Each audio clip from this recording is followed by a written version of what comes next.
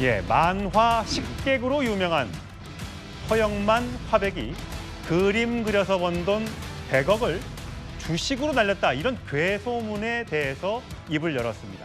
먼저 허영만 씨의 과거 영상 보고 오겠습니다. 내가 어렸을 때 먹던 게 자칫 없어지는 것도 있더라고. 또 서울 와서 못 먹어보는 음식도 있고. 그래서 이거를 독자들의 미각을 건드려 갖고 연재를 하면은 모든 사람의 관심사니까 일단 반은 먹고 들어간다.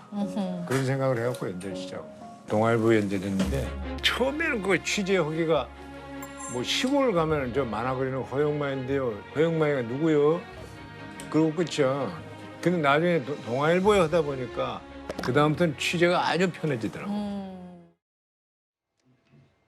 박기태 변호사, 이 지금 만화가 나가고 있습니다. 식객. 저게 동아일보에 연재됐던 만화입니다. 저걸로 굉장히 유명 햇세를 탔는데 취재하는 화백.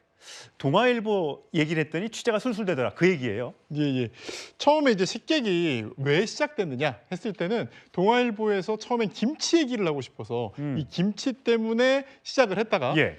김치 얘기만 이제 150까지 막 그걸 계속 할 수는 없으니까 다양한 음식들을 얘기하다 보니까 이렇게 식객이라는 어마어마한 사실 대형 작품이거든요. 예. 이런 작품을 연재를 하게 됐고 실제 연재 기간만 해도 6년이 넘습니다. 예. 동아일보에서도. 그리고 그 뒤에 또 동아일보에서 꼴이라는 작품을 연재를 해서 사실 일간지에서 전무후무할 정도로 대단히 오랫동안 이렇게 연재를 했다고 할 수 있고요. 예. 또 이 식객이라는 만화가 일본 같은 경우에 뭐 미스터 초밥왕이라든가 이 음식 만화가 많잖아요. 예. 근데 한국을 대표하는 음식 만화라고 하면 식객이거든요. 그러네요. 그 영화로도 여러 개 나왔고 뭐 드라마에 나왔을 정도로 굉장히 기념비적인 작품이라고 할 것이고 그렇군요. 동아일보가 큰 역할을 했다고 하겠습니다. 예. 근데 이제 허영만 씨에 대해서 이 소문이 있는데 100억으로 번 돈 주식으로 다 날렸다. 이런 소문이 있었나 봐요. 이랬더니 이제 방송에 나가서 그런 일 절대 없다. 이거 사실 무근이라고 얘기하면서 주식 투자는 태어날 때부터 타이밍 안 놓치는 사람들이나 하는 것이지 나는 못한다.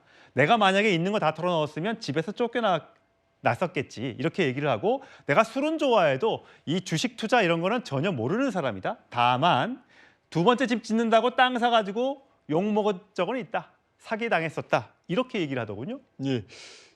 근데 이게 사실은 그런 소문이 난 이유가 있습니다. 뭐예요? 2003년에 인터뷰를 보면 예전에 주식을 했다가 뭐 날렸다. 뭐 이런 이제 인터뷰를 하신 적은 있더라고요. 그래서 주식 투자를 아예 안 하신 건 아니고 일부 하셨는데 그것 때문에 날린 금액은 그렇게 크지 않다. 이런 식으로 얘기를 하신 것 같고요. 예. 또 이걸 보면서 저는 인터뷰를 보면서 좀 안타까웠던 게 어쨌든 부동산 투자를 해서 그것 때문에 현재 건물 두 채가 있을 정도로 굉장히 이제 부를 일구신 건데 사기를 당하셨다고 해서 그 당시 이제 저한테 좀 연락을 하셨으면 좀 많이 해결해 드릴 수 있지 않았을까라는 아쉬움은 좀 들었습니다. 그렇군요.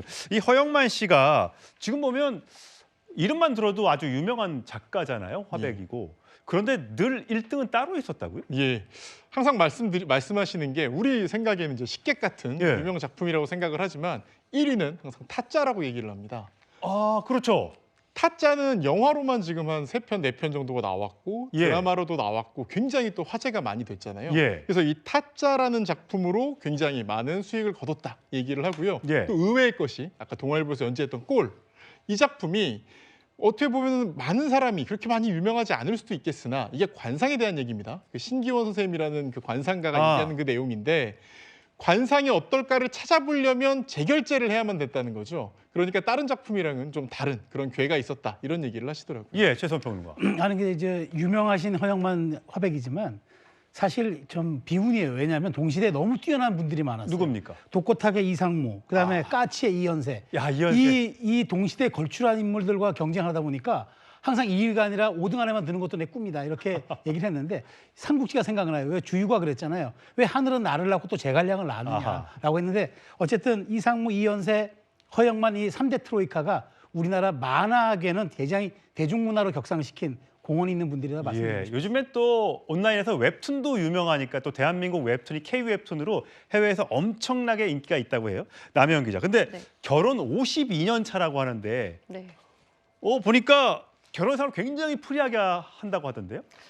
저는 약간 좀 이해가 됐습니다. 왜냐하면 허영만 화백 같은 경우에는 정말 곳곳을 돌아다니면서 많은 그렇죠. 취재를 하잖아요. 그렇기 맞아요. 때문에 두 분이 약간 떨어져 있는 기간이 좀 많지 않았을까. 그래서 프리하다라고 얘기한 것 같은데요.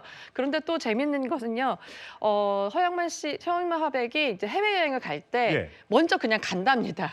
얘기 안 그냥, 하고? 네, 얘기 안 하고 그냥 가고 나 여기 왔어. 가출인데? 네, 그렇게 얘기를 한다는데, 그러니까 선 조치 후 보고라고 얘기하는데요. 그런데 또 아내분 역시요 비슷하다고 해요. 왜냐면 저기 남편이 그러니까 당연하게 이렇게 장난하게 가시는 것 같은데요. 한 번은 해외여행을 아내가 간 것을 아이들하고 대화를 하는 것으로 통해서 알았다고 해요. 그래서 굉장히 프리한 결혼 생활이라고 하고 있습니다. 예, 참 멋지게 인생 살고 계신 것 같습니다. 예, 허영만 화백의 차기 작품도 기대되기를 하겠습니다.